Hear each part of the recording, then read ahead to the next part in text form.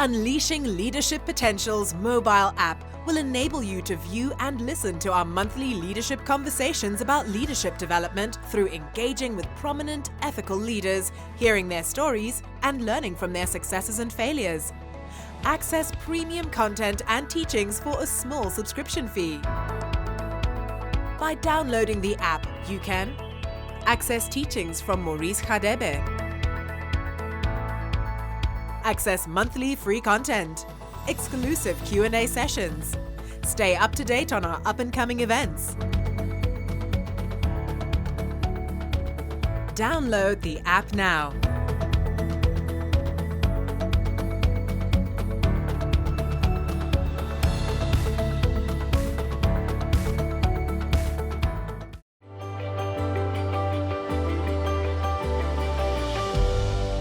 Today is a great day because we are celebrating one of our own. His last job was a chairman of Shell South Africa, and did a great job there. He's been always CEOs of a number of companies, Drake and Skull, but his first job was Otis. That's when I met him, when we were all young, and we still had hair, all of us. And he's just been doing extremely well in the corporate South Africa. Now he's the leader of business leadership South Africa, which consists of all the CEO of major oil, not oil companies, see, I'm an oil man, of all companies in South Africa. So he's leading leaders, and he's done a great job in really making sure that business come to the table in terms of integrity, and also come to the table in terms of transformation. But the reason why I asked him to come for the second time here at ULP is because of this great book that he has written. You know, the first time when it was starting hitting the charts, it was only Michelle Obama's book that was leading it. And then in 2 weeks' time, he overtook it, Babang. So this is even overtook on the books chart, Michelle Obama's book. Let's give him a round of applause. I've read it. It's such a great book to read because it inspires you because of his personal life, which is the stories that we tell here at ULP. But more importantly is the message. Lift as you rise. Tell your neighbor, come on, man, lift as you rise. Don't rise alone, man. Yeah? This is a powerful message. Because many people, when they rise, they want to rise alone, you know. Some of them, after they've risen and with a step, when there was a step ladder they used, when they're on top, they kick the step ladder so that nobody else come up on the step ladder. But Bonang, all his life, he's lived this. He's lifted many people. He has mentored many people. He has actually, in businesses in which he has run, he's developed a lot of talented people. And every time he makes sure that he works himself out of the job very quickly and make sure that there's somebody who's succeeding him and who's doing even better. And that's what we're about here. And I've asked him to come so that he can share some of the thoughts from this book and making sure that we all learn this principle. All right, I don't want to spend even any further minute now. I was saying lift as you rise. Let's give a round of applause for Bonang Mohale. Ha ke qale ka ho leboha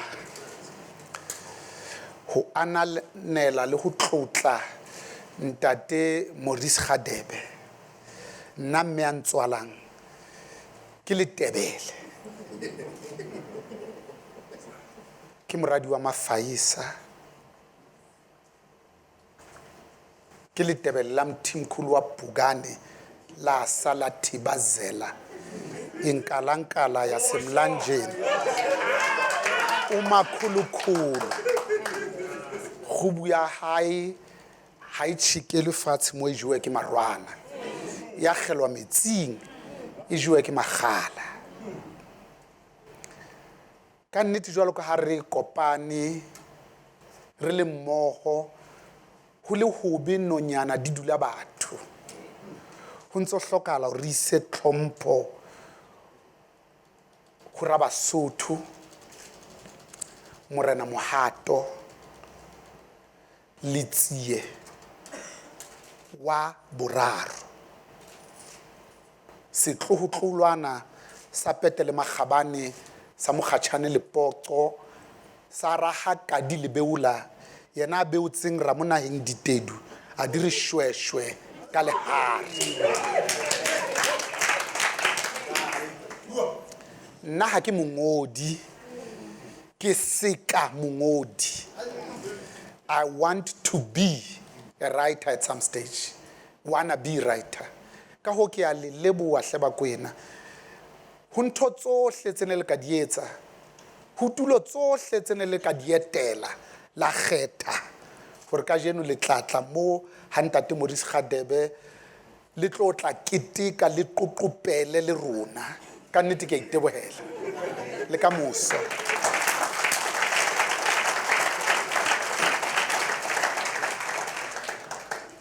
Ka o se le bone hore ke na le baki akere. Nka nna ka e beha. Wa tshisa. The title of the book, Lift as You Rise, it's an African adage. It simply means that we don't have to wait until we are CEOs, MD, presidents, or chairpersons of companies. But that we ought to extend a hand and lift as we rise. Because there's nothing more powerful, potent, and useful for the heart than the exercise of extending your hand down and lifting another human being. Ke lentse le nkutlwa hantle akere? Ha e senye ntwe. Kapa ke kgutlele morao.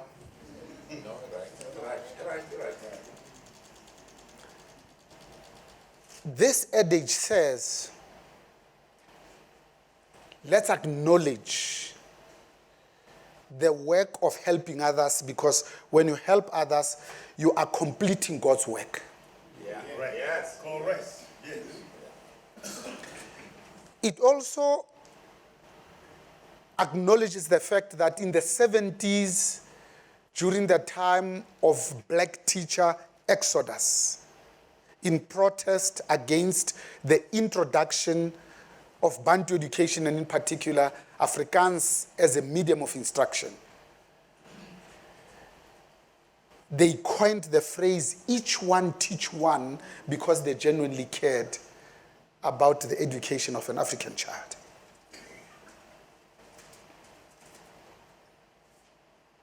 It's an adage that says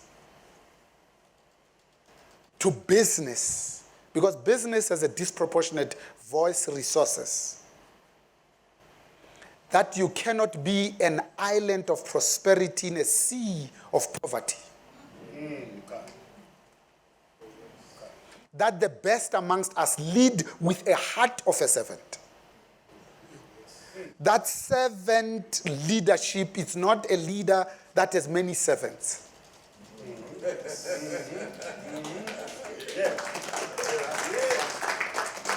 It also acknowledges that we are a people with great natural endowments. That if it is to be, then it is up to us. Maya Angelou says, when you have an opportunity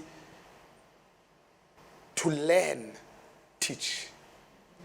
When you are given, share.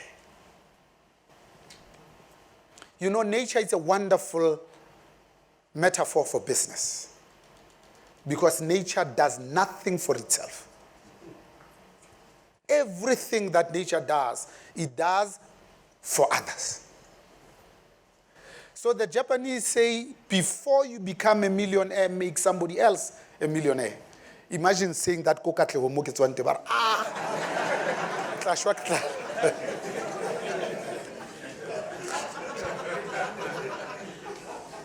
That's why the rivers don't drink their own water.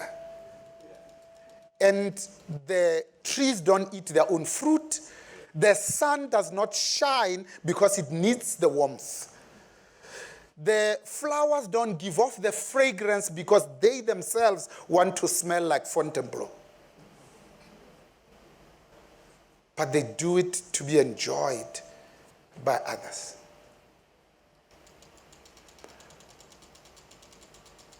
Therefore, it behooves every single solitary one of us that when we have the opportunity, the gift,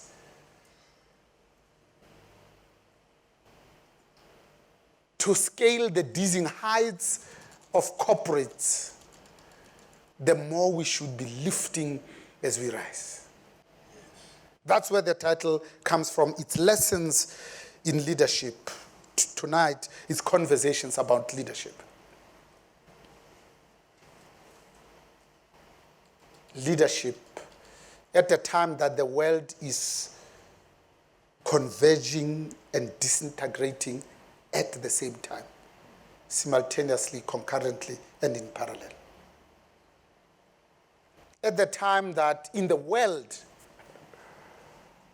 we're seeing more unilateralism versus multilateralism. When people who are supposed to be our leaders are concerned about national issues, not about global issues. Concerned about personal safety, not the well-being of the world. Concerned about closing their own borders in an environment where globalization is not only a reality, but it's fast changing, and our strategic response should be how do we add to this rather than detract from it. Leadership. At the time that the world has many leaders, and yet this notion of leadership is very scarce. The same way that you can be a part of the elite like we are because we earn more than $2 a day, but without being elitist. Because the other one is a choice, it's a deportment, it's how you show up. The former says, I acknowledge, I celebrate, palate, highlight the fact that I've been blessed. How do I honor that blessing? By lifting others.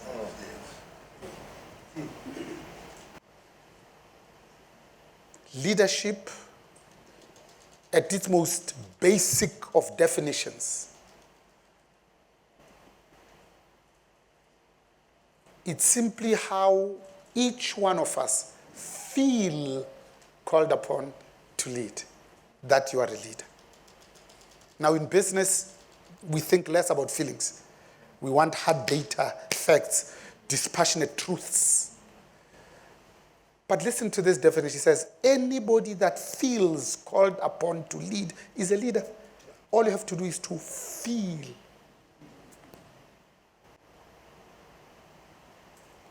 Therefore, a helper,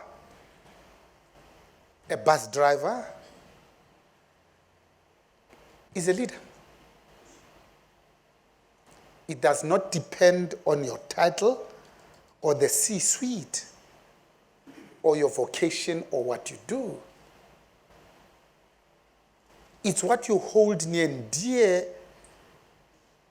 in your head, but most importantly, in the centerpiece of your heart. It needs three things for it to manifest. Some sort of a compelling vision, so that tomorrow on a composite basis is substantially better than today. People slit their wrists when they feel that they've reached a dead end, that tomorrow can't possibly be better than the pain I'm feeling today. But leaders are dealers in hope. Our job is to say, it doesn't matter how hard it is. Tomorrow is a new day. It has to be better than today.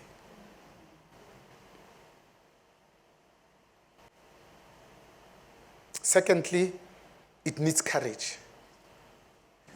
I've never seen a leader who's a coward. The courage of your own convictions, to live your own truth, to speak that truth to power irrespective of consequences. That's courage. I umkhonto wegwala waphelelecheni solo kawulola athi ngizakusakaza uzuphela umkhonto.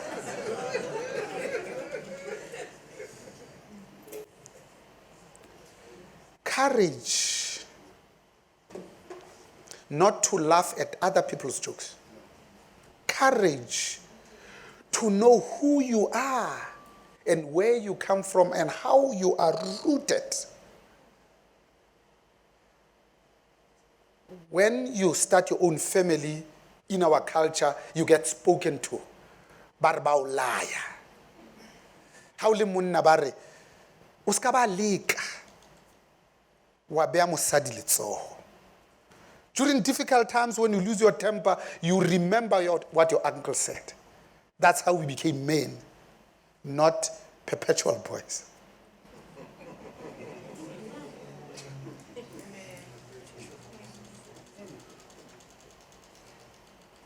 And they say, no matter what you do, make sure that you look after your significant other. Akere ba ulaya. Le bomme ba balaya. So when you engage, interact, and interface with other people in the world of work, and you look around and say, nobody knows who I am and where I come from, you remember that I carry a name, and that name I shall not deface, devalue, and I shall not embarrass the lineage I come from. That's why you say a Mohale does not behave this way. And it's a conversation you have with the self. You don't need anybody else because you remember what your uncle said at the time your rite of passage. That's what defines who we are. That is the courage of our convictions. That if your friends are going that way, ba reka dikusheshe, ba spina fela ntle le lebaka. And you remember that I chose, like Bonang, to get married at 17. I've got another human being that I'm now responsible for. I can't just disappear. I need to be accountable to myself, first and foremost, and explain to the other so that you don't get worried. To say, don't worry, honey, ke satswa, so that they don't have to worry. Because you genuinely care. That, to me, is courage. Courage to say, but I'll drive around in a 40 Yaris when they're driving the BMW 318i's because, you know what, I have bought a house and I'm servicing a bond.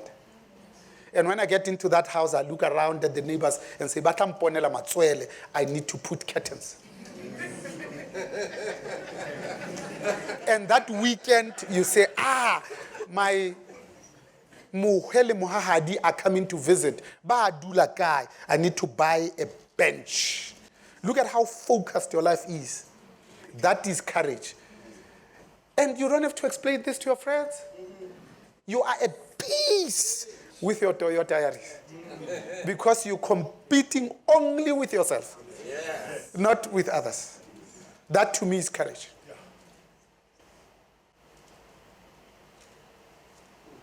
Courage when we're in the presence of the branch of the ANC. Yeah. And they're talking about how we are going to buy votes on the 8th of May, 2019. Yeah. You say, this is not the South Africa of Rolihlahla Nelson Mandela's dreams. Yeah. This is not the future that we prayed for. This is not what our aunts and uncles, nieces and nephews paid the supreme sacrifice for. We struggled for something bigger, much more profound than just having things. And you choose not to partake and therefore not participate. That's courage. The last one, it's about integrity. This is the one that's less sexy. Because when you're with your friend, who talks about integrity? But integrity is wholesomeness. So that what you think, say, and do, it's one and the same thing. You don't show up differently. That what people see, it's what they get. They don't have to second guess you. That you are the same Bonang at home, that is the same Bonang in the society where you grew up, bariki wana Mohale. Wampi. And it's the same Bonang that they see at work. There's no facade. There's no mask that you put up. Because you are what you are. And you are proud of who you are. You don't wish to be anybody else. In a world where people are telling us how presentable should look like, where we have become spectators of our own lived experiences, where we don't even own the strength in our own names.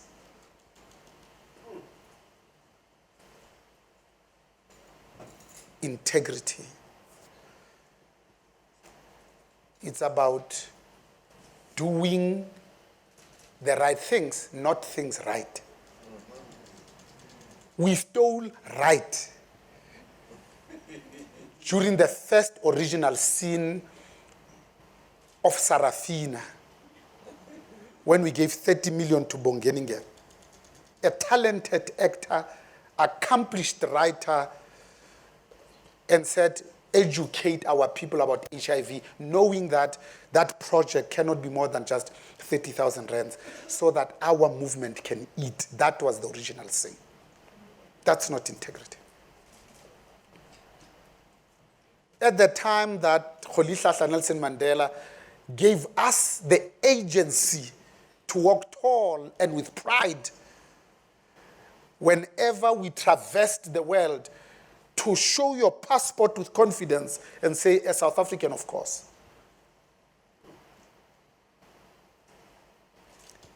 And we're at peace with everybody. We had given the world reconciliation. The healing song was a national anthem in 5 African countries already before we became free. It was understood that this was going to be our national anthem, a hymn written by the very first priest, Nkosi Sigelela Africa. But because of that vision, that far-sightedness and foresight, we chose to incorporate the anthem of the oppressor, the very people that had subjugated us for 350 years. And when we sang it, when we started, we also sang this stem.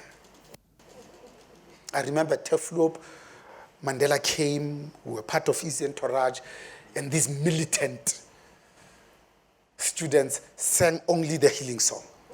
And when he came to the stem, they kept quiet. And they looked at him and said, "What can you do now?" People who don't have courage would have left it, because it was only us at Derfloop, a black university.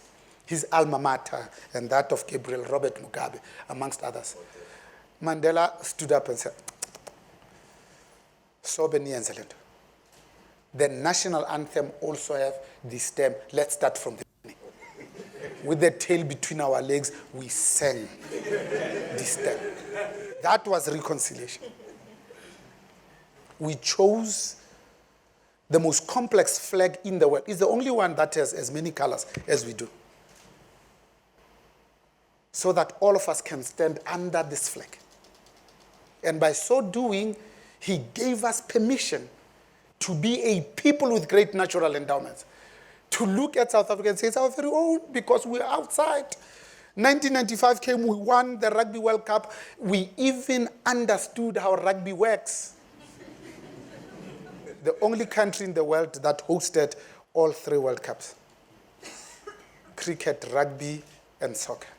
The only one that hosted the other 2 more than once.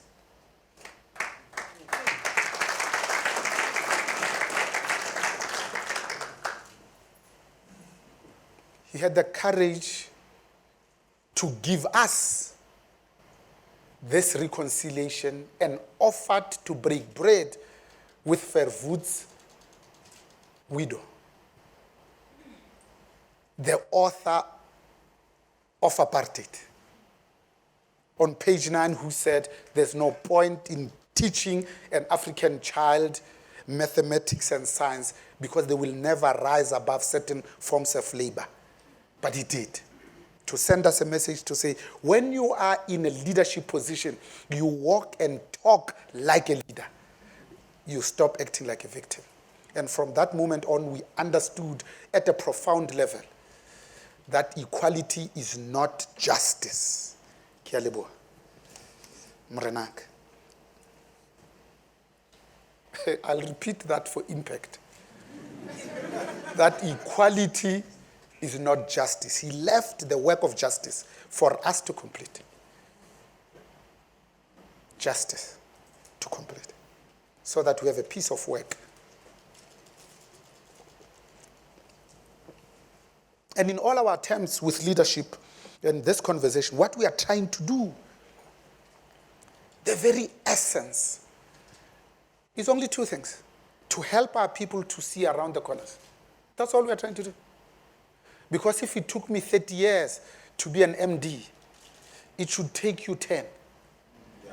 Not because you've got a profound sense of entitlement, but because you have learned from my mistakes. Yeah. Mm. It takes you 10 years because I gave you my contacts, networks, and interfaces. It should take you 10 years because when you come to me and say, I'm trying to engage, interact, and interface, Lintate Maurice Khadebe, who used to be a territory manager at Shell, then started Excel, when it wasn't fashionable to do so. That I should give you his details. As you leave my office, I call him and say, Bonang, I've just given your details to me. Please take her call. That's why it should take you less. That's lifting as you rise.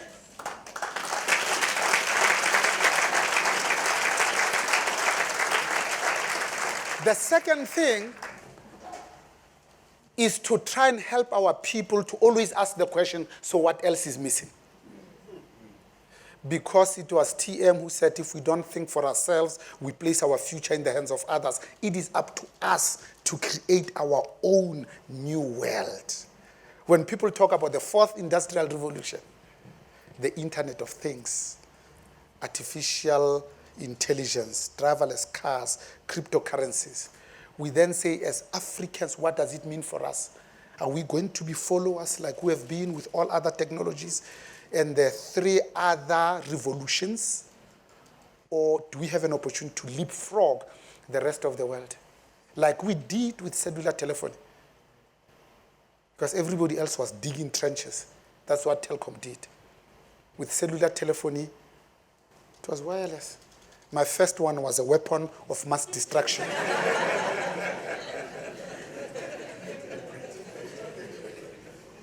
We had the deepest and the quickest penetration. At that time, there were 55 million of us. There's 57.8 million of us today. But we had 110 million units, handsets. The most profitable in the continent was MTNs. That came 8 years after Vodacom. Per capita was their Nigerian market.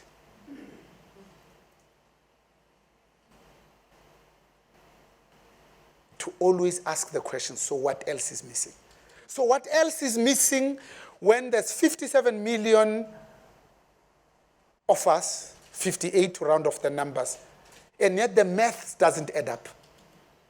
17 million of us are on social security. There were 1.2 million only got free. only 16 million are gainfully employed. It's not sustainable. 16 supporting 17. You don't need to be a mathematician. Simple arithmetic tells you you're going to run into a spot of bother. 4.8 million are responsible for 80% of the revenue collected by SARS. This last financial year, 1.4 billion after we had paid back 320 million in VAT refunds. The year before, 2017, we collected 1.14 trillion South African. You do the math with an old calculator. It does not add up. So if you collect 1.4 trillion, there's 58 million. There's no reason why any one of us should go to bed hungry. There's no reason whatsoever. Therefore, which says to me, one of the second miracles that Jesus performed was this parable of the 4 pieces of bread and 2 pieces of fish. You remember the parable? That the miracle is in the fact that when all of us go on picnic, we take much more than we need. And we always bring something back with us. Imagine if we put all of it centrally, communally, and we shared. There will be more than enough for all of us to eat to our heart's content. That's why Paul 16:8 says, and Jesus said to his disciples, once everybody has had their fill, collect all the leftovers so that nothing goes to waste. That's leadership. Because if you are worth $3 billion, Barack Obama asks the question at Wanderers Stadium when we asked him to deliver the Nelson Mandela lecture, to say how many 7 cars can you drive simultaneously? How much more can you eat with how many hands? Why not share with others? And because if you did that, that's lifting as you rise. So today we're in a spot of bother as I conclude, because the value, the utility is in the dialogue, in the questions and answers, when I attempt to answer some of your difficult questions. And we use that as an example just to have the conversation. We are in a spot of bother where we are now because we produce 63% of all the electricity of the continent. 1.3 billion Africans.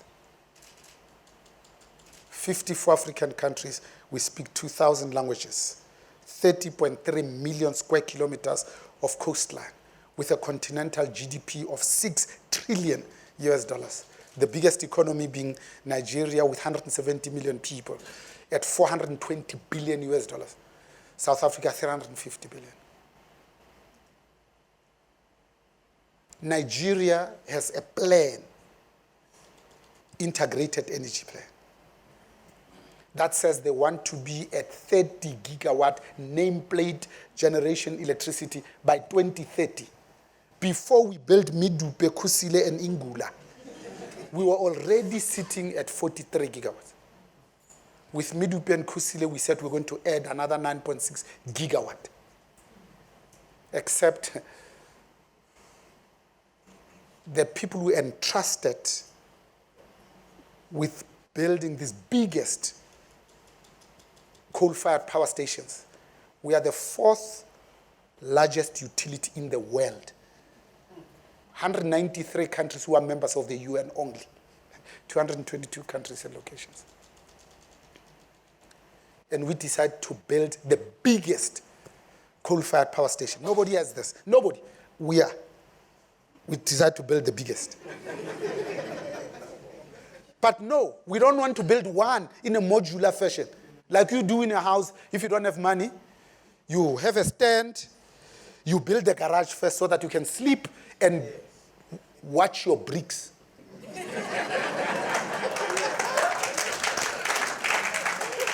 And then we build another room and another. Before you know it, it's a big house. No, we decided to build not one, but 3 simultaneously, concurrently in parallel. So that we don't wait until we have learned from this one, we correct it on this one, and then we perfect it on 3. You know why? Because the intent was not service delivery. It was corruption. If there are 3, the numbers are big. So Kusile was 130 billion.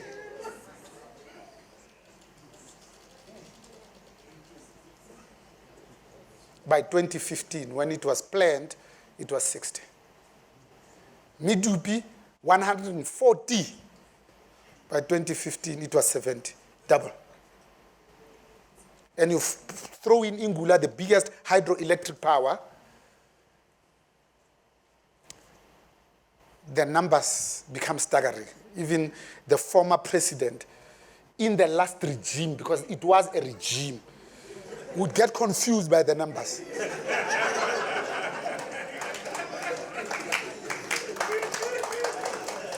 So with those numbers, 500 million can just walk. People won't even notice. That was the intent. So we issue an instruction in 2010 that says, it's Malusi Gigab, who's the Minister of Public Enterprises. We're hosting the 2010 Soccer World Cup. Keep the lights on at all costs. Go and watch those minutes. It says at all costs. And that's what they did. So we are where we are. It's like you have a car, your Toyota Yaris. The manufacturer says bring it back every 15,000 kilometers for service. You say, no, I'm going to run it day and night, day and night, and day and night. And I don't service it. And then it has a puncture. You take out the spare wheel like most of us do. The owner says, no, don't fix the spare wheel. It might waste money. Throw it in the boot. Unfixed, you do. And then you have a blowout of 2 at the same time. Yeah. Now you are really in a spot of bother. And then we complain as South Africans. We start blaming the driver. Say there's something wrong with the driver. There's nothing wrong with the board of Eskom, chaired by Dr. Jabulane Albert Mapuse. There's nothing wrong about the leadership of Pagamani Hadebe, because he comes from National Treasury. He fixed the land bank when the politicians had finished eating. Fixed it. And we know that he's capable of fixing Eskom today. But we are having a conversation about whether we have the right skills. You see, at the board, you are required to provide probity and stewardship, the duty of care, skill, diligence, and faith. That's all. You're providing over. You don't need to be an engineer to manage Eskom. Because we don't send botanists after drug lords. We send policemen and women. So when your job is to sell, you sell cars, you sell tablets, you sell bums on seats on S. You know how to sell. You sell. So we confuse ourselves. Now, running a hospital is a leadership job. It's planning, leading, coordinating, and organizing. It's a management job. You know, a doctor, a clinician must run it. Supply chain management, the movement of people. That's why you order tablets on Tuesday at Chris Hani Parakwana Hospital, and Wednesday they've worked. So we decide to build these power stations. At the moment, 6 units, only 3 of them are on stream. They are running at 40% capacity. They should be at 75 to 89%. Because the second mistake we made was to let this ANC-led government, in trying to manage this, it goes to Hitachi and say, no, but we want part of the money. So Chancellor House will be a BE partner. So you are conflicted from conception. Therefore, you can't project manage them. And when the cost moved from 60 to 130, you take out the calculator, say, our 30% is, sadla. And now we complain that these units were not properly project managed. Project management, it's about delivering mega projects on time, on budget, and in full. That's what people do in business ordinarily. But we have never, never is a long time, delivered a single mega project in 25 years of our freedom. The new multi-product pipeline, planned at 7.2 billion, we delivered it at 17.9. All the major projects, quadrupled. And they were late. Midupi, Kusile should have come on stream 2013. In 2019, we're still struggling. When people manage and they do their job and say, you workers must work, the minister goes and says, no, give them more money. And that's what we did now when Pagamani went to the banks and said, 491 billion debt. This debt is permanent. Eskom is a crime scene.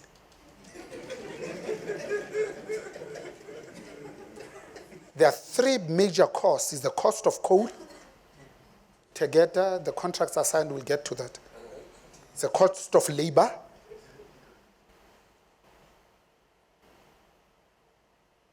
And general OPEX. So they went to the banks and said, we'll do two things. We'll tell them that we're not going to increase their salaries, and we're not going to give them bonuses. It's fair. And 2009, there were 32,000, there's 48,000 of them. So EXCO was 6, there's 20 of them. Senior management is now 80. And you make a mistake when you give them the company petrol card. Most companies say petrol card can only pour petrol. And in an emergency, you can fix tires.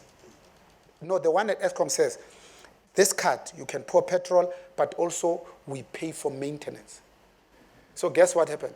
The Toyota Yaris that was being built, being driven by the power station manager at Kendall, became a Range Rover Sport.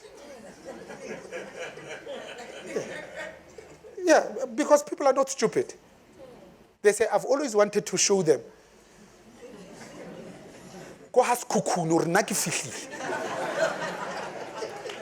So the Range Rover Sport is 3.6 million.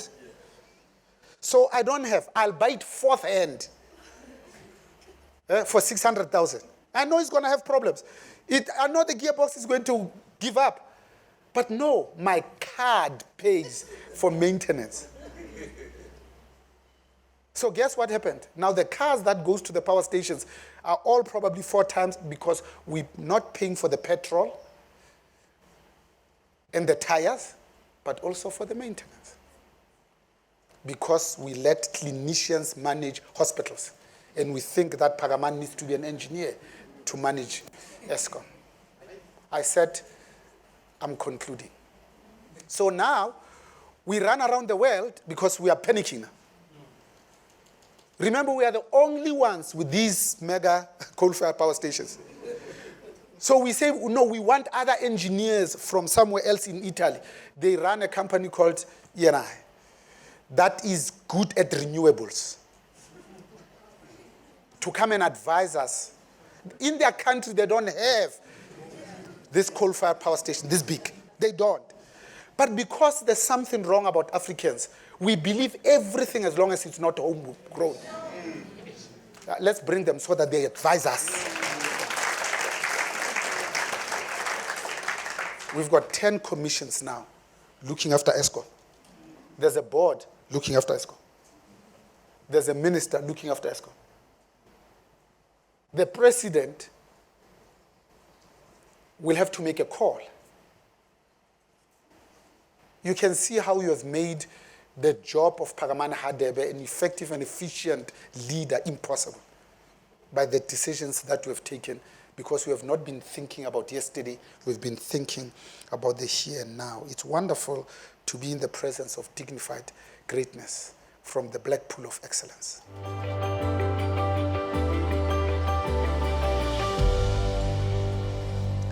Suzanne Daniels is a company secretary of Eskom. Has an interview with Eusebius Makaiser this morning, immediately after the 9 o'clock news, where she makes a confession that she was complicit, aided and abetted state capture. Sure. On air. So in normal countries, at 9:30, when she walks out of that studio, the hawks would be waiting. Here, our hawks will say, but nobody has laid a charge yet. But the evidence was she admitted, she confessed. She did it by telephone. She ran away, so she's fine. But for me, it sends 3 messages. So the first says, we've had a former president who are saying, somebody must tell me what is this state capture. Must explain it to me. The 4 commissions of inquiry have demonstrated beyond any shadow of doubt that this was industrial scale looting. At Eskom, we estimate 500 billion, just to the 2 families. State capture over 9 years, we estimate 100 billion. On average, a year, every year. Imagine how many pit latrines you'd have eliminated. Free higher education to all the students in institutions of higher learning, first year would have been 57 billion. Not just for the ones when we started that have a combined household income of 350,000. We have now raised it to 600,000. How many RDP houses would have built? How many hospitals? How many jobs would have created? So we are poor by choice. The choice of leaders we have made. It is a conversation about leadership. So because they stole so much money, let you and I not be fooled. They are not going to open their purses to come and just take their money freely. So they are investing heavily on what is called a fight back campaign. It's no accident that in 1 week, Brian Molefe and Matsela Koko came to be the so-called experts on what to do to fix Eskom. It is part of the strategy. With the deep pockets that they have, they want to set the narrative that says, no, but it can't be us. We were the good guys. 2015, 16, and 17, in fact, we were profitable. But we now know that they had a maintenance budget, they didn't spend it, hence their car is broken. And now we are trying to fly this aeroplane whilst we are fixing it. That's why as business we support the load shedding, inconvenient as it is, because it allows us to pause, to allow these generators to cool down, to be maintained, because we should have done planned and preventative maintenance. We didn't. So now we're running them, we're not pausing. So pause. Let the country know that when Dr. Ngubane said Brian is a genius, he meant a genius in thieving.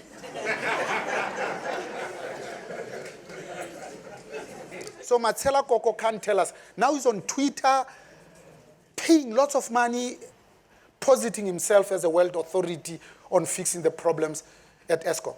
When you read last Sunday Times, the whole first page and the second page was just talking about his role in actively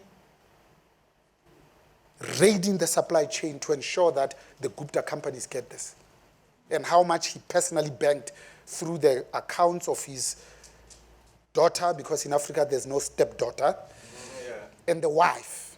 The amounts, frightening. And yet he's got the gall, the temerity in the assessment of his facts to even face us and say, no, it's not us. It's not as if we are all fools. He must, like Brian and Jacob Zuma, go to the other Sun City. They must.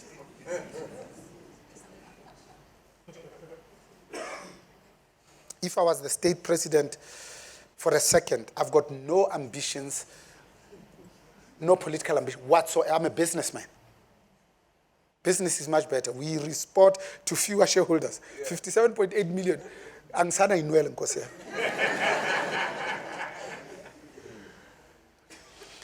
I would root out and defeat state capture because of the amounts involved.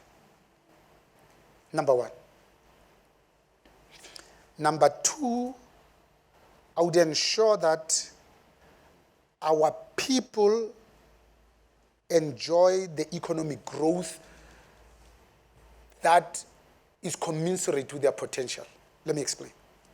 So if you look at this slope of the curve of Rolihlahla Nelson Mandela's 5 years in office, he inherited a technically bankrupt country and he quadrupled the GDP. So the slope is like this. Thabo Mbeki takes over from him. He gives us 43 consecutive quarters of positive GDP growth. The highest is December 2017 at 5.4. 2009, on the way to Mangaung, to Polokwane, we choose to elect a president that is facing rape charges, known in exile to be a thief. MEC of Economic Affairs in KZN continued stealing. We reward him to say stealing is good for us. We want you to be the face of South Africa. 2009 becomes the president. We had a precipitous drop. So if you calculate the opportunity cost, so we dropped here. If you then extrapolate, just this. You don't do anything, just this. Unemployment would be 16, not 27.1%. GDP would be 6%, not 0.7. Would have banked an extra trillion rands. This is a back of the cigarette calculation, not an actuarial valuation.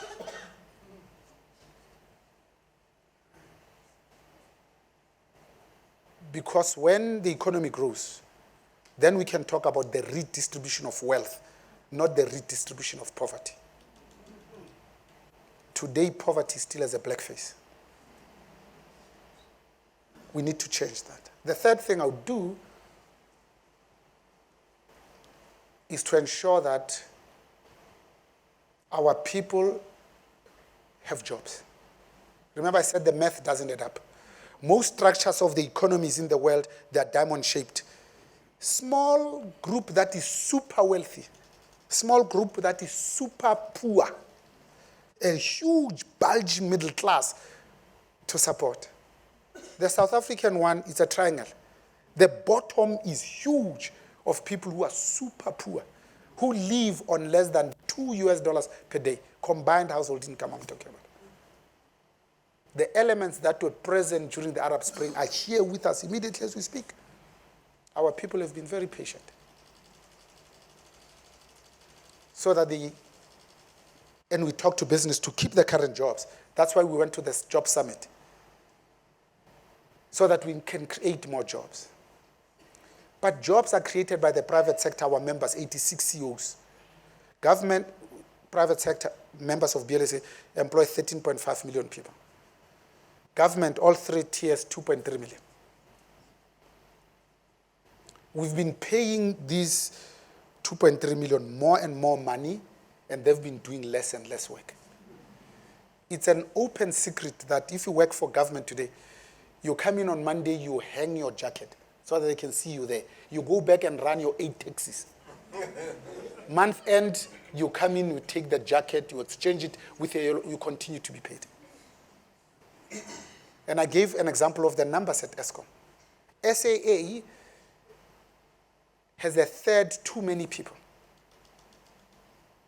because we used it as a target for votes and a crucible for votes instead of running an effective and efficient, award-winning African airline. 25 years, we should have had 4 or 5 CEOs that when Kenya Airlines and Ethiopian Airlines are looking for a CEO, they want to headhunt from us. But unfortunately, the good ones that knew what they were doing, like Caesar Gelem Zimel, were fired by that regime because they didn't want to drop the Mumbai route, which is the only one that was profitable, so that the Guptas could pick it up. The same way that we have killed 4 executives at Eskom, all of them less than 6 months. Each one of them with a demonstrable track record of 20 years, each, because they didn't want to sign the optimum coal contract. We fired all of them. So combined experience of 8 years. So I'm not exaggerating when I say this ANC-led government has killed more black small and medium enterprises and has killed more black executives than the whole of 48 years of apartheid put together. Go and do the math. That's the frightening thing. Lastly, I'm pretending like I'm the president.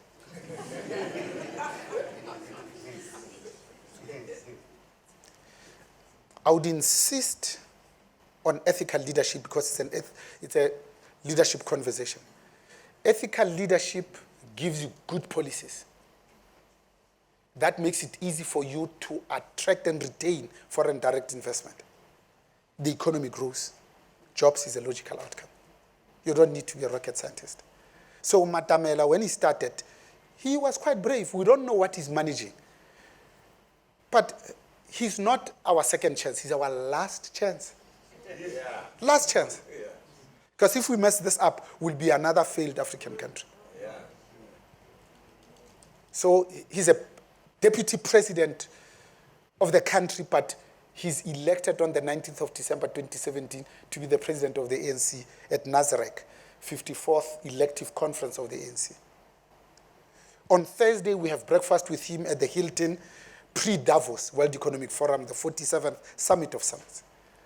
He whispers in our ears and says, we're going to Davos, ESCOM collapses, we come back because there'll be no country. Because when ESCOM goes down, the whole country goes down with it.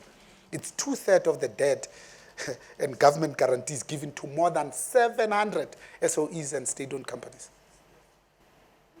So how can we help you? He says, give me 5 names from BLSA. We gave him 5 names. And all 5 of them are on the current board. That's why I know there's nothing wrong with that board. You know, Jabu Mabuza is a taxi driver. They want to kill him because he's a taxi driver. He's such an excellent taxi driver that he drove the taxis, he ended up owning them. Then he started Fabcos with Shlima Bokhwan. Fabcos ended up having a stake in Premier Milling. They ended up on Tsogosan. You know, Tsogosan gave NAFCOC, the oldest black organization, 1.5 billion. We need to ask, what did NAFCOC do with 1.5 billion? Because it's a lot of money. We could have empowered ourselves. He was so good that he ended up being the CEO of Tsogosan. Gaming, not leisure, and then later on of combined. This is a taxi driver for you. Having carried the bag for Maya Khan. So people who want to denigrate him don't want to talk about his achievements after being a taxi driver. So a taxi driver, what do you expect? How could he? He's an exceptional taxi driver. At the time that we said he must chair ESCOM, he had already fixed Telkom, which was being raided by the politicians with Sipho Maseko. And today, Telkom pays dividends, R1 billion a year to this government because it's fixed. A special type of taxi driver. And he was the chairman of AB InBev, the president of Business Unity South Africa, the Apex organization, chairman of BLSA, my chairman, and chairman of the CEO initiative. How can you say a guy like that is a taxi driver unless you yourself are sick? Last, what should elites like us do? Lift as you rise. That's what's required. And again, don't wait until you have $1 trillion or $1 million. That's one thing our grandmothers taught us. Before we sat down to eat every evening, before they say close your eyes and pray for the food, they gave you skotlolo, but you ran, you dropped this, and you came back with dishes from last night. Isn't it amazing that Africans who don't have are the ones that share willingly out of the goodness of their heart with poise, elegance, and the generosity of spirit? So that's what we could do. As the elites, we say charity like clarity begins at home. In my household, I was the first one to build a house in Boyas View, 16369 Brett Street, Extension 3. face brick, 3 bedrooms, with a toilet inside.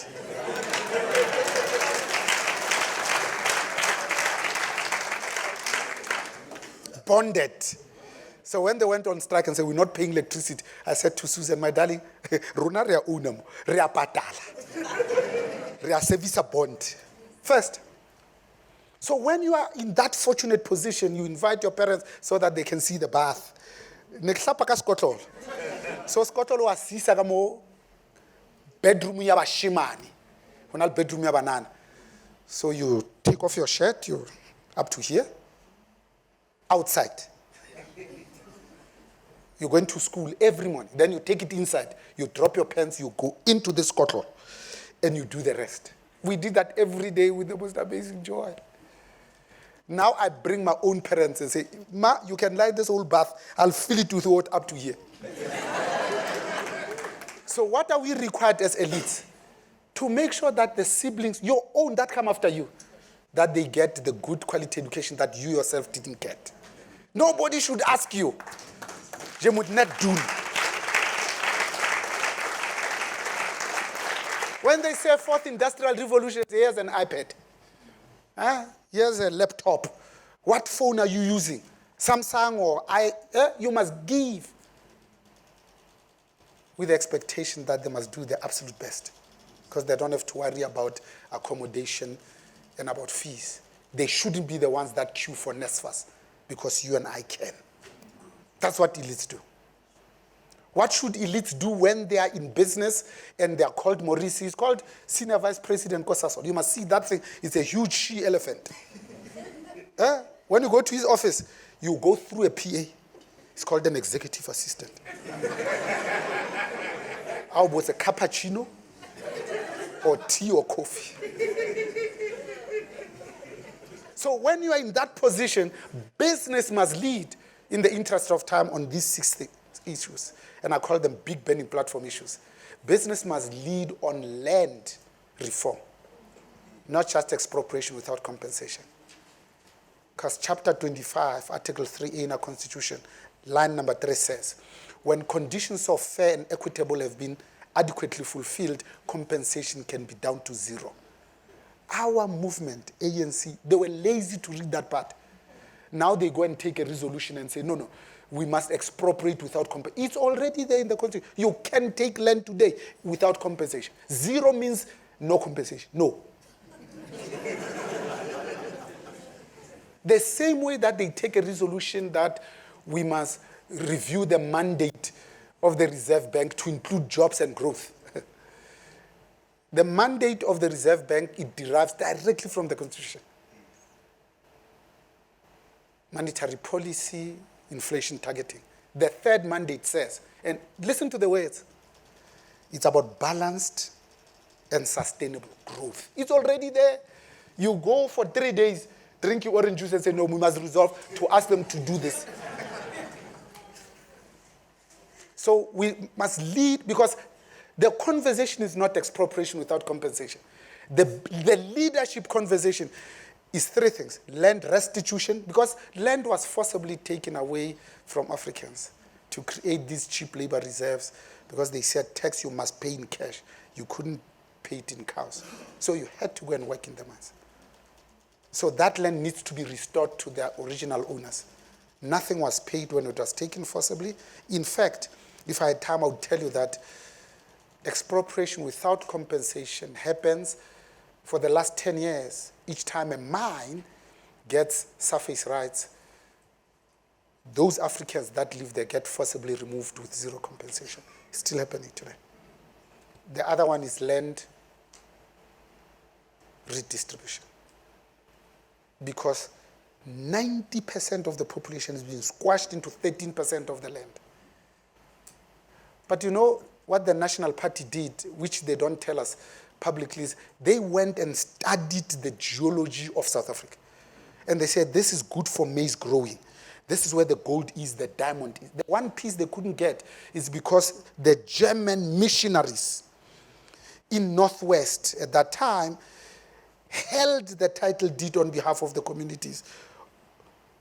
And that's why in the platinum mines, the Bafokeng still own that piece of land. They held it in trust for them. After determining the most barren pieces of land, where nothing grows, and underneath where you can't find gold, by mistake, they said that's where we must squash these Africans so that they can never rise above any form of labor. They planned it. So now we just wake up and say, what's our energy mix? What are we going to do about ESCOM? Who's going to run SAA? Who's eating? No planning whatsoever. If you read what the Afrikaners did, it will frighten you by its sophistry. It really would, that they planned. That's why land must be redistributed equally and equitably. The last one is land development. For what good? What today's blacks don't know how to farm. We grew up farming. We grew up farming. After they say, no, you can't farm, it's against the law, 48 years later, they say, no, you don't know anything about farming. So we must lead on land. We must lead on transformation. This economy must look like us, broadly reflective of the demographics. 20 years was the anniversary of the Employment Equity Commission. Tabia Kabende is the chairperson. Last year, 2017, 14.3 black people, positions of leadership. We should be improving. So on average, 0.1% every year, black people we add into positions of leadership. Last year, we went backwards. We're not having a public outcry. We should be doing this, we did this. But more frightening is the culture in white corporate South Africa. It's very hostile to black people and hostile to women. 2019, we still pay women 83% of what we pay men for work of equal fame. And yet 51% is female. 49% is people that look like me. And yet we know that when you put a smartphone in the hands of women, not only does the health of their own children improve, but their education and their nutrition improves, and that of society. When a man has $1 million, he buys a red Ferrari with a white interior.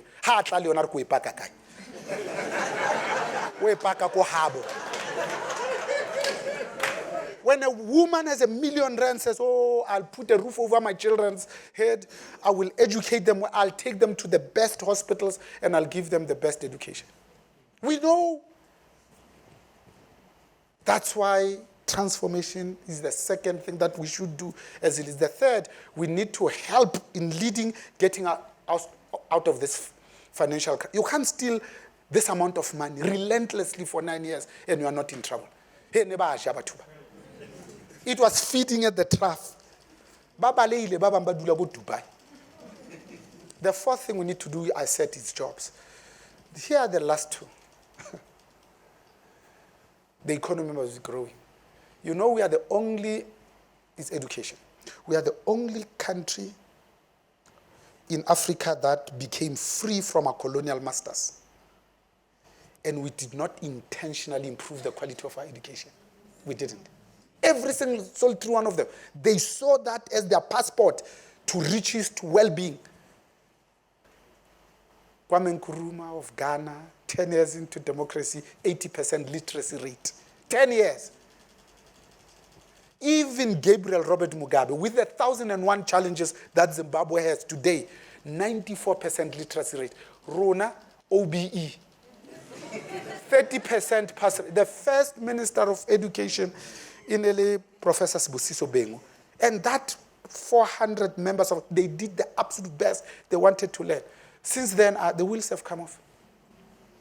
Until we are intentional about the quality of our education, we condemn entire generations of young kids to a future that is devoid of hope. There were 500,000 that went to institutions of higher learning. We increased that to 1.2 million to show that we had money. Today, 1.1 million start in grade 1, 562,000 only write grade 12. We lose half of them. We don't even know where they are. And you wonder why you can't sleep at night. So when you sit on a board, we talk about role clarity and definition. In this context, you say the role of the shareholder, which is government, the sole shareholder, is to appoint a board that government trusts, and get out of the way. They forget to get out of the way. Secondly, this board then gets a shareholder compact to say, we want you to deliver on these 4 things. They look at this and say, who do we go and get who is up to this task? The board appoints the CEO. Not government, not the minister, the board. So that when the board doesn't deliver, the minister can say, what happened? I gave you my shareholder compact, you didn't, the whole board is fired. At the moment, we fire whole boards because they are not driving a particular factional agenda, not because of their abilities and capabilities. And the board appoints only the CEO, not the CFO, only the CEO. Because if you appoint the CFO as a board, come the end of the year during the AGM, you say, we wanted 20% ROI, 16% ROACE, and maybe 10% of cash in the bank. The CEO says, the CFO you gave me is useless. What would you do? This notion of final accountability. The CEO looks at this and says, here's a shareholder compact. I report to this board maybe 4 times a year. I must put a team that is coherent, that is up to the task. Our job is to create clarity, to increase clarity, to reiterate clarity. Simple. But hey man, you told the ministers, they write to and say, no, make this one VP of communication. No, now we want to appoint CFOs. There was a restructuring committee whose job it was to see whether government should appoint CFOs. Because we don't understand simple governance. And you know our governance comes from 3 documents. The Companies Act, which has trumping provisions. King 4, which says apply or explain. In government, there's a document called PFMA, Public Finance Management Act. Now, when you read what is fiduciary responsibility in the PFMA, it's so clear, even I understand it. It says fiduciary responsibility is about acting in the best interest of Eskom, and not in the best interest of the shareholder, nor in the best interest of the employees. Simple. The South African dream must find expression in you and I. Yeah. When you outsource the job of leadership to politicians, you have already failed.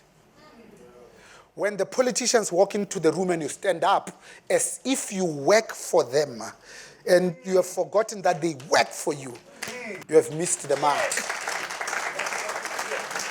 When you are unhappy with the politicians, change them. That's the power of voting. That's the agency. It's unfortunate that with us, we vote for a party and it gives you the president you didn't choose and the one you don't like. I live in Bryanston. I don't even know who's my ward councillor. When a sewage is spewing, I don't know who to call. And they don't care because they are number 43 on the list. Frederick van Zyl Slabet, may his soul rest in peace, did a piece of work on electoral reform. The ANC-led government look at it and put it in file 30. The day we say we must vote for somebody in Alexander with their cell number, so that in the middle of the night when people are killing each other, you can say, Councillor, Lamula. Then we have won. We must hold people finally accountable.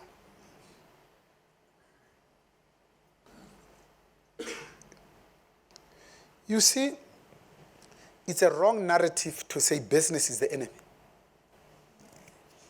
Because business is Maurice and I.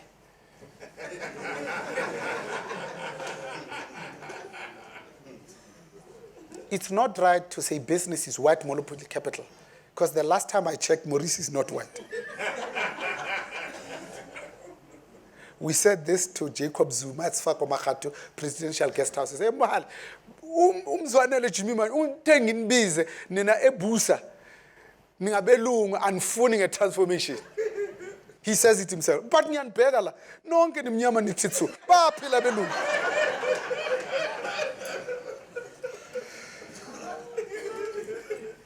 We cannot be prisoners of our own ideology when the country is burning and the solutions are quite obvious. We get married to terms, and if you use the wrong term, you belong to the other side, and we can't do it because we don't like the term. Alec Ewen and Thabo Mbeki sold 35% of Telkom to the Malaysians and the Americans. Sizwe Ngasana was the COO. He ended up being the CEO. That was privatization. What was wrong with it? And we didn't die. We didn't.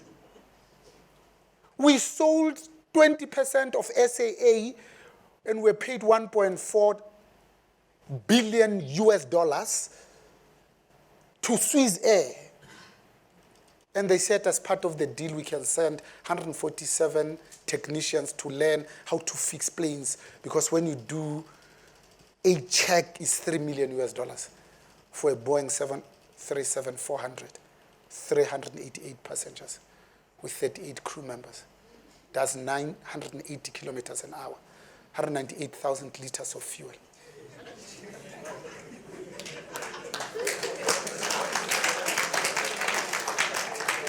Swiss Air became bankrupt 2 years later. We bought back that stake for 438 million rand. But that was privatization. What was wrong with privatization? But there are some people who belong to NUMSA and Ivan Jim and say, privatize, The president is clear. We are the only utility in the world that does generation, distribution, and transmission in one entity. It needs to be broken into 3 so that there's transparency, you can apportion cost appropriately, and you can continue to be funded.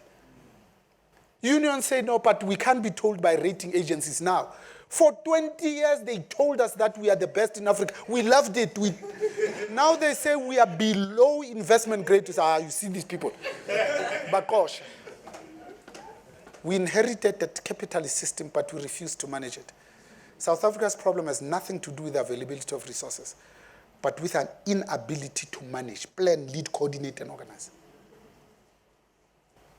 It was General George Patton who said, great wars are won by good execution, not great plans, because good execution will save even a mediocre plan. So Tito Mboweni is the Minister of Finance, his cabinet, it says, we need to find strategic partners. NUMSA says, yeah. But not privatization. It's the same thing.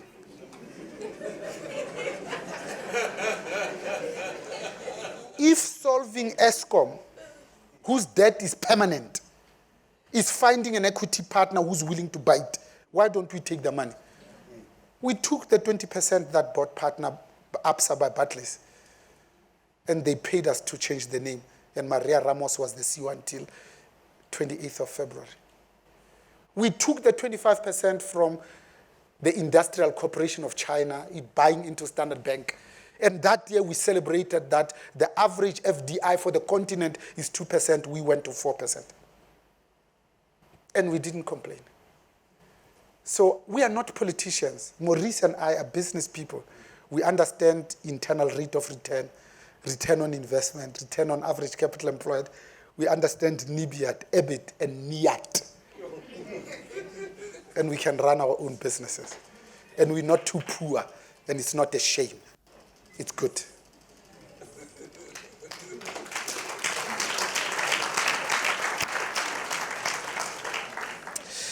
So yes, we must forgive because Mandela taught us that. We'll be wrong to say Mandela sold out. Because at the time that he negotiated this, we had the National Party that was in charge of the intelligence and the army. They could have killed all of us because they also had access to the drinking water. They were already experimenting with Dr. Vouta Basson on HIV/AIDS, and they were injecting our people. That's why 5 million of the HIV cases in South Africa were not from homosexuality, even though I believe very strongly in LGBTQI, but because it was man-made. and he ran a program where they were trying to reduce the total number of black people. In that environment, we come up with a negotiated settlement. Richard Goldstone sits in the UN. He's now exporting the Truth and Reconciliation Commission. 9 countries are going through their own TRC, and it's something that we invented. Why shouldn't we take credit for it? It's a good thing. But remember, Mandela left the institution and the implementation of justice to us, that the economy must look like us, that it must transform. Transformation is the caterpillar, the pupa, that becomes a butterfly. It's fundamentally breaking with the past because this bears no resemblance to this that we want it to be. It's a frog that comes from a tadpole that don't even look alike. That's what transformation. It's not reformation. You know, where it's chameleon. When it's there, it's white. When it's here, it's blue. But who's going to deliver that? You and I, we can't look at it and say, Jezet, you must. That's not his job. He's shown you that his only reason for existence is to eat other people's money. You and I must work hard. Where we are, Maurice hires black graduates. He promotes black managers. The supply chain leadership I met of Sasol, all of it is 100% black. His boss used to work with him at Shell, Bonang Mwababa. Yeah? As our finance manager, he went on to run Eskom, this Eskom. When Dr. Ruel Koza was the chairman of Eskom, it had a ratings higher than Sovereign. And those clever blacks, we replaced them with blacks that know how to steal, both Claude Mutsweni, Ellen Chabala. And then he became the CFO in Anglo Platinum. Alone, he has raised more capital than most CEOs combined. No wonder he's a co-CEO of Sasol, where he works with Stephen Cornell. But we know that Bongani Mwababa is tomorrow. Steve Cornell is yesterday. Yeah. The same way that at Standard Bank, they had Sim Chabalala and Paul Kruger.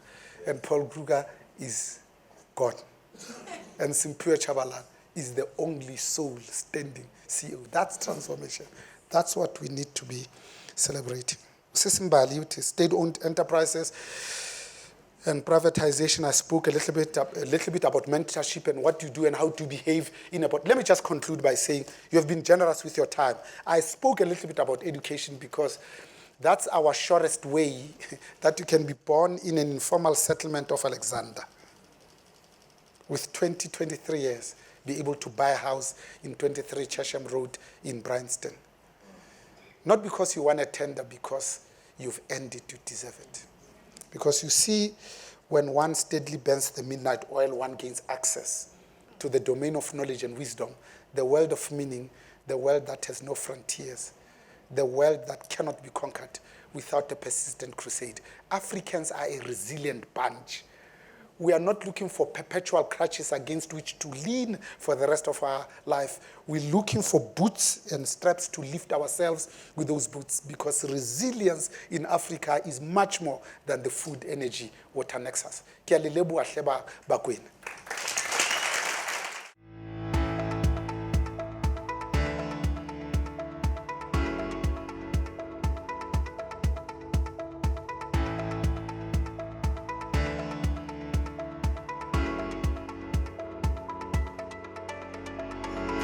So an ethical leader looks at what significance am I going to make? That's how he measures himself or herself. Significance in terms of the people, the impact I'm going to make in the lives of people, and how am I going to develop people, how I'm going to make them to achieve their talents and potentials and really achieve their significance in life. And that is a more valuable measurement that one you need to put in. You really have to know the difference between right and wrong. In your life, you have to know the difference between right and wrong. You do wrong things, they will catch up with you. If you perhaps unfortunately pass away, they will catch up with your children. There are choices that we make for ourselves every single day. Every single day, we are faced with this choice versus that choice. And you've got to really think about your choices about your life and how you manage your life and your career and your aspirations and what you want to do with yourself. It is a really active process. Every day, at least I believe so, every day it's about actively managing what I want to do. When you sit down and you face your day, just be sure of what your compass needle is telling you. What is your direction? What are your values? Remember those. That is your guide. And if you make decisions, all of your decisions in relation to your matrix of values, then you'll be okay. You'll do the best you can. That's the best you can do. You can't do better than that. We must know what we stand for. We must know what we represent. We must know what we want to achieve. And we must be able to extricate ourselves so that we don't believe that we become infallible or irreplaceable. But integrity is wholesomeness. So that what you think, say, and do, it's one and the same thing. You don't show up differently. That what people see, it's what they get. They don't have to second guess you. Leadership is service. It's selfless service of the people that you lead. It is owning the decisions that you make. It is being humble enough to recognize the mistakes that you make. So you must be able to build that self-recovery mechanism within you to always bounce back, to never allow people to write you off, and because you remember what I said, that your dream may be delayed, but it can never be denied. So we're pioneering, we're bold, we are ever evolving, we are ever innovating. Very, very important characteristics, in my view, for an entrepreneur. If you want to remain relevant and stay ahead of the pack, just because you were the best yesterday doesn't mean you're going to be the best tomorrow. So you have to constantly be challenging yourself and saying, what am I going to do differently tomorrow? What am I going to do differently tomorrow? What new product am I going to bring in? So that when your competition is trying to catch up with you, you've moved on, you are one step ahead. We can all say that we have values, but it's only seeing how we behave we can tell if those values are working or not. There's a very important connection. Behaviours are so much more visible in terms of how people do things. And along the way, you will have all sorts of barriers. You will have barriers of financial resources. You will have barriers of not even have enough knowledge in the subject that you want to handle. But if you stick to the plan, and you are enthusiastic enough, sufficiently enthusiastic, then you are going to achieve your goal.